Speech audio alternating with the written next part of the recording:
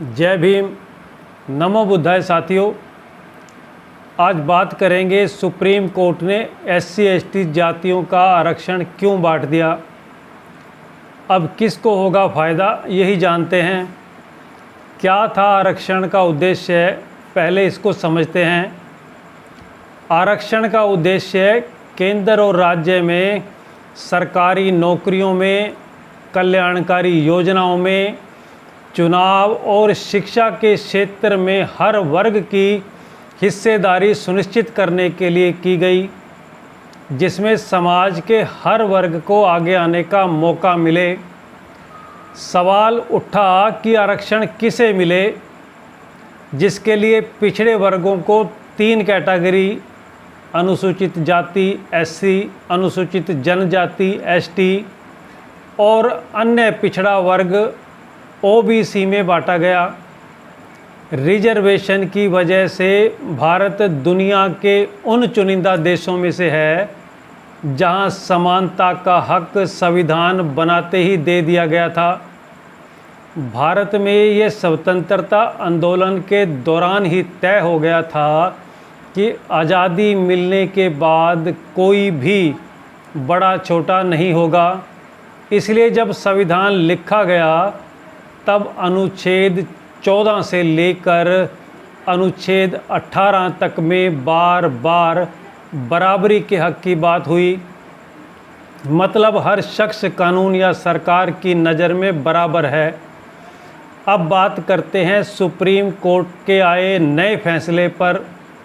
1 अगस्त 2024 को supreme court की 7 जजों की संवैधानिक बेंच ने एक फैसला दिया, जिसमें chief justice DY Chandrachud, justice BR Gavai, justice Vikramnath, justice Bela Trivedi, justice Pankaj Mittal, justice Manoj Mishra और जस्टिस सतीश चंद्र शर्मा की 7 जजों की बेंच के 6 न्यायाधीशों ने SC/ST आरक्षण में उपवर्गीकरण के पक्ष में फैसला सुनाया, जबकि एक न्यायाधीश ने इसका विरोध किया। सुप्रीम कोर्ट ने SC और ST के आरक्षण में वर्गीकरण की बात कही है, यानी कि अब राज्य इन जातियों के लिए निर्धारित आरक्षण में से उन जातियों को विशेष लाभ दे सकते हैं जिनकी शैक्षणिक और सामाजिक स्थिति बहुत खराब है। कोर्ट ने यह भी कहा कि इसका निर्धारण राजनीति के आधार पर नहीं किया जाना चाहिए। सुप्रीम कोर्ट ने एक ऐतिहासिक फैसला सुनाया, जिसके तहत अब अनुसूचित जाति और अनुसूचित जनजाति के कोटे यानी कि आरक्षण में भी कोटा होगा। कहने का अर्थ ये है, अब राज्य सरकारें ये तय कर सकेंगी कि किन्हें आरक्षण की ज़्यादा ज़रूरत है और उसी के हिसाब से उन्हें आरक्षण का लाभ दिया जाएगा। इसकी शुरुआत कैसे हुई, ये जानते हैं। इसकी शुरुआत हुई पंजाब से। 1975 में पंजाब में कांग्रेस की सरकार थी और मुख्यमंत्री थे ज्ञानी जैल सिंह जी। वे पिछड़ा वर्ग OBC समाज से आते थे। उनकी सरकार ने 5 मई 1975 को एक सर्कुलर जारी किया, जिसके तहत ये तय किया गया कि पंजाब में सीधी भर्तियों में अनुसूचित जाति के आरक्षण के कोटे में 50% आरक्षण प्राथमिकता के आधार पर मजहबी सिख और वाल्मीकि समुदाय को दिया जाएगा। प्राथमिकता का तात्पर्य यह है कि अनुसूचित जाति के लिए अनुसूचित पदों में पहले 50% पदों पर मजहबी सिख और वाल्मीकि समुदाय के अभ्यर्थियों की नियुक्ति होगी और उसके बाद शेष अनुसूचित जातियों के अभ्यर्थियों की।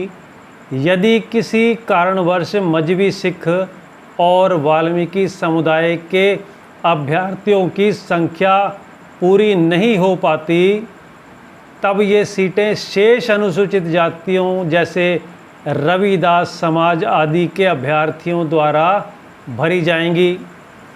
1975 में पहली बार पंजाब सरकार ने अनुसूचित जाति में सब कैटेगरी बनाई, एक वाल्मीकि समाज के लिए और एक मजहबी सिख समाज के लिए। 30 साल तक ये नियम लागू रहा। 2006 में उच्च न्यायालय ने इसे रद्द कर दिया। पंजाब सरकार ने 2010 में फिर कानून बनाया और फिर रद्द कर दिया। 2020 में उच्चतम न्यायालय के 5 जजों की बेंच ने ईवी चिन्नैया बनाम आंध्र प्रदेश मामले में कहा कि इस पर विचार होना चाहिए। इसके बाद फिर मुख्य न्यायाधीश जी ने 7 जजों की एक बेंच बना दी। इसे हाई कोर्ट ने 2006 में खारिज कर दिया। आंध्र प्रदेश ने भी पंजाब जैसा एक कानून बनाया था जिसे सुप्रीम कोर्ट ने खारिज कर दिया।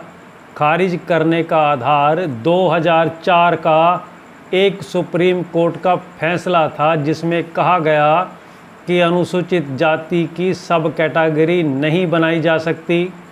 सुप्रीम कोर्ट ने ये भी कहा था कि राज्यों के पास ये करने का अधिकार नहीं है क्योंकि अनुसूचित जाति की सूची राष्ट्रपति जी की ओर से ही बनाई जाती है। इस कारण 2006 में पंजाब सरकार ने एक नया कानून बनाया जिसमें ये कहा गया कि अनुसूचित जाति के आरक्षण के आधे हिस्से में उन 2 जातियों वाल्मीकि और मजहबी सिख जातियों को प्राथमिकता दी जाएगी और इनको नौकरी और शिक्षा में कुल रिजर्वेशन का 50% रिजर्वेशन और प्राथमिकता दी जाएगी। 2010 में पंजाब हरियाणा हाई कोर्ट ने इसे असंवैधानिक बताया और ये कानून भी हाई कोर्ट ने खारिज कर दिया। सुप्रीम कोर्ट ने इस फैसले के खिलाफ पंजाब सरकार समेत 23 याचिकाएं दायर की गई। सुप्रीम कोर्ट ने इस मामले पर 6 फरवरी 2024 को सुनवाई शुरू की और ये मामला सुप्रीम कोर्ट की 7 जजों की पीठ के पास पहुंचा। 1 अगस्त 2024 के फैसले ने 2004 के कोर्ट के निर्णय को पलट दिया। Chief justice DY Chandrachud ji ने अपने और जस्टिस मनोज मिश्रा के फैसले में कहा कि अनुसूचित जाति एक समान वर्ग नहीं है। उन्होंने लिखा कि कुछ जातियां जैसे जो सफाई या सीवरेज की सफाई का काम करते हैं या सर पर मैला ढोने का काम करते हैं वो बाकी जातियों से ज़्यादा पिछड़ी हुई हैं। जैसे जो बुनकर समाज है या वो काम करते हैं, जबकि ये दोनों जातियां अनुसूचित जाति में आते हैं और दोनों जातियां छुआछूत से जूझती हैं। उन्होंने ये भी कहा कि सब क्लासिफिकेशन यानी वर्गीकरण का निर्णय आंकड़ों के आधार पर होगा, ना कि राजनीतिक लाभ के लिए। सरकार को ये दिखाना होगा कि क्या पिछड़ेपन के कारण किसी जाति का सरकार के कार्य में पर्याप्त प्रतिनिधित्व नहीं है।